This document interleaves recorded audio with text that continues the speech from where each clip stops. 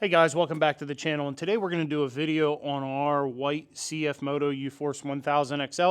We're going to explain the products and the parts that we have used on it, what we had to custom manufacture, and the whole process into the build to where we have it at today. So whenever we bought this 2 years ago, there was no aftermarket support whatsoever. There might have been a clutch kit here, some aftermarket doors that just, they didn't, to our liking, we didn't like them. They didn't please us. We had issues with the latches and stuff like that. So we ended up taking those off. So currently, as of right now, our UForce is sitting on a set of 6-inch GDP portals from Super ATV. We have Super ATV Rhino 2.0 axles. We have the Super ATV UForce 1000 high clearance 1.5-inch forward A-arms on this machine. We also replaced the rack and pinion with it because whenever we first got the machine and we took it out and was testing it, before we built it, we hit a rock on the trails and the rack skipped on us. So we ended up putting our rack in it. We have custom billet aluminum tie rods on it. This front bumper is actually from a Can-Am Defender that we grafted onto it. We had to make a custom bracket here and a custom bracket here that's welded onto the frame, but this bumper is not going anywhere. It'll rip the whole frame apart before anything happens to it. We have infinite off-road portal light kit all the way around on all 4 portals on it. Whenever we first started building this machine, we actually had to build a portal kit for it. We ended up using a Polaris RZR 800 4-inch portal. We had to custom build backing plates for those portals. We had to custom make brakes, so we actually had to use different calipers to fit onto the machine. And we had to make custom axles, so we had to use a CFMOTO axle with a Polaris RZR 800 outer cup to get those portals to work on this machine. We had those portals on here for quite a while.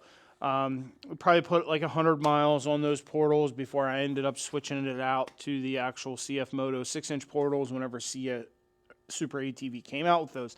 Because whenever I built the portal kit for this, my portal kit was out for a year before the Super ATV portal kit came out. As far as windshield goes, we have the Super ATV Max Drive polycarbonate windshield. Our stereo system, we had custom built by ES Mobile Audio. It has 8 Rockford Fosgate M2s inside the cab. In the roof, it is running 3 Rockford Fosgate amps that are a Rockford Fosgate 1000 watt mono block amp just for the subs in the back. And then we have 2 that just run the Wake Tower speakers. It's on a Wake Tower on the rear. And then we also have our one that runs the 8 speakers that's in the roof. We're actually running a Rockford Fosgate PMX2 radio that powers the whole entire audio kit that's on this. Now, if you follow us in our group, which is CFMOTO UForce Builds and Tech Talk, you'll see where we went through and we had our custom tree kickers. We made custom tree kickers for this.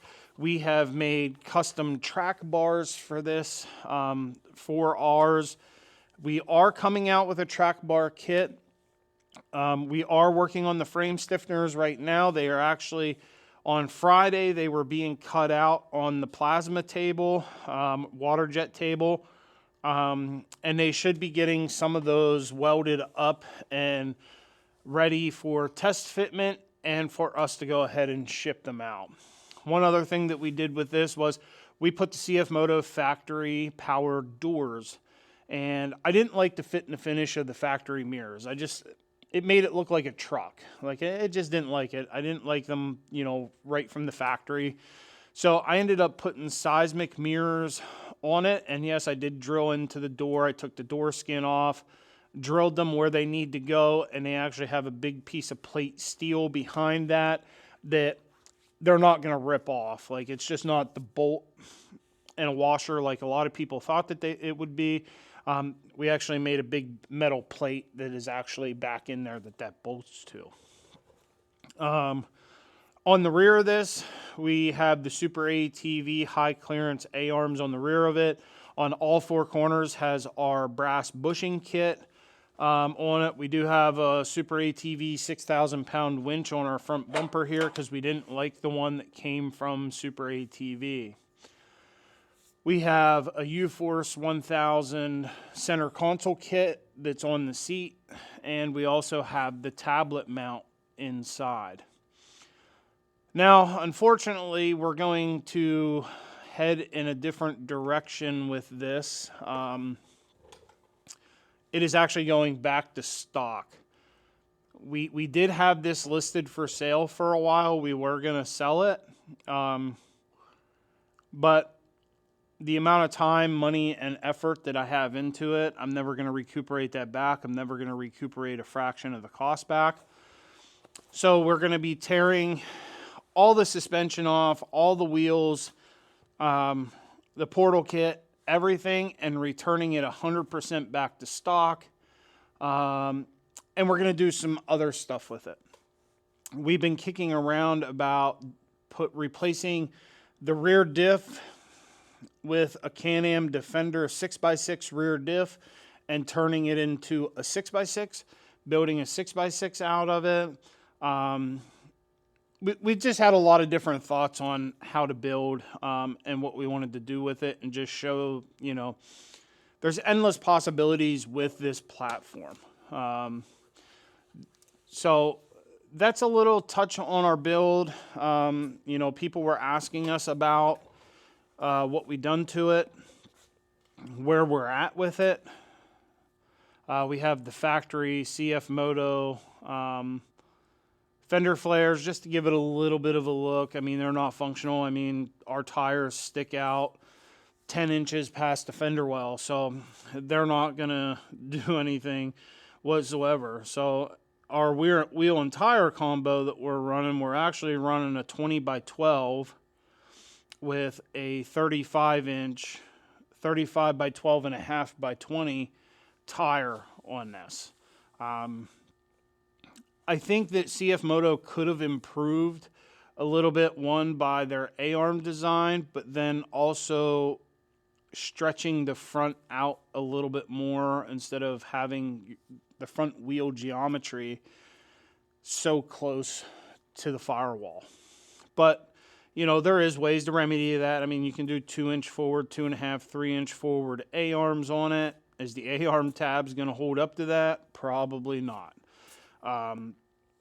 Also, the way that they did the A-arm tabs on these is they're kind of weird. How they welded them on there, and they welded them at an angle instead of, you know, like any other machine out there, Polaris, Kawasaki, Honda.